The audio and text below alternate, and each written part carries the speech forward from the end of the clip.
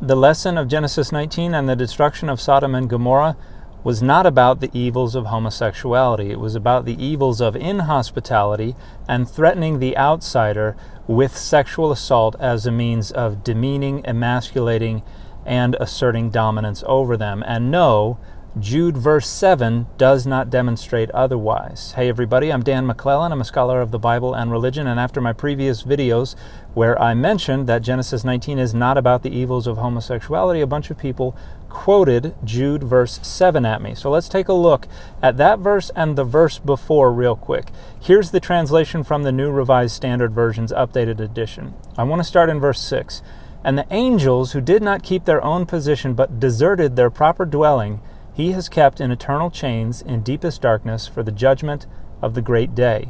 This is about first Enoch. This is the narrative about the angels coming down to earth in order to have sex with human women. And it's about the punishment that is described in great detail in first Enoch. Now let's look at verse 7.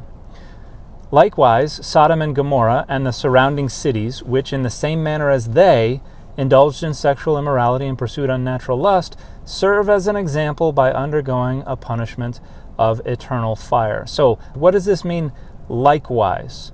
It means just like the example of the angels from first Enoch. What did they do?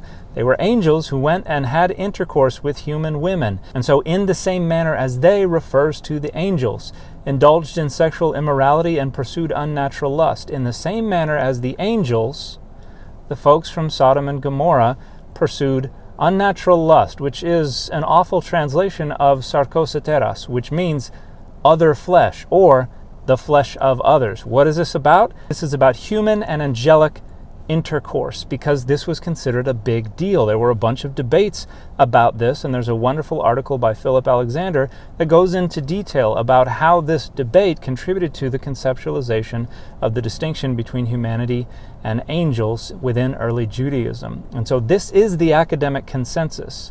This is what most scholars agree Jude verse 7 is about. In fact, let's take a look at a 2010 New Testament library commentary on Jude, where the author says, "The sexual sin of the cities is not homosexuality. Neither the syntax of going after the flesh of others, nor the comparison with the sins of the angels suggests homosexuality. In place here is the tradition that the visitors to Sodom and Gomorrah were angels. Just as the angels in verse 6 desired the flesh of human women, the men of Sodom and Gomorrah in verse 7 desired the flesh of angels. The problem then is sexual disorder." Now, the obvious objection is going to be, as it always is, well, they didn't know they were angels. You don't know that. The text doesn't say that. But at the same time, this is not about Genesis 19 in isolation. This is about the interpretation of Genesis 19 by an author writing at the end of the 1st century CE or the beginning of the 2nd century CE, who is engaging with this narrative in the tradition as it came down to them. They were looking at this narrative through Enochic and other Greco-Roman period Jewish lenses. So you have no way of knowing how they understand the cognizance of the men of Sodom. This is what this text is about. There's not a good case to make that this is about homosexuality, because as I have also repeatedly and consistently pointed out, they had no concept of homosexuality as a sexual orientation the way we understand it today. And the fit for this video has been my very old University of Oxford windbreaker.